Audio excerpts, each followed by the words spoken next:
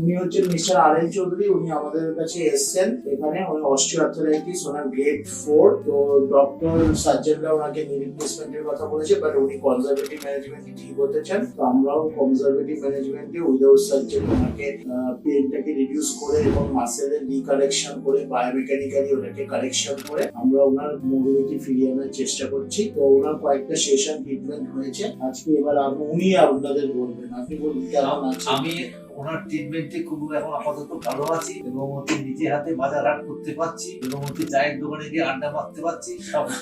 এবং এখান থেকে গড়িয়াহাটি মোড়ের মধ্যে হেঁটেও যেতে এসছি, হেঁটেও যাচ্ছি। কারণ আমরা মোবিলিটিটা বেড়েছে, পেনটা কমেছে, পেন কমেছে, লাঠি এখনো আছে হাতে কিন্তু রাস্তা সাপোর্টের জন্য। কিন্তু ঘরের ভিতর ঘরের ভিতর লাগে না, ঘরের ভিতর নিকাপড় লাগে না, লাঠিও লাগে না। আচ্ছা, সিঁড়ি ওঠানামা করতে লাগে না। উনি ধীরে ধীরে সুস্থ হয়ে উঠছেন, আস্তে আস্তে চলছে। এই ধরনের প্রোটোকলটা হোম এক্সারসাইজ ওনাকে দেওয়া হয়েছে, উনি সেগুলো ফলো করছেন। হ্যাঁ।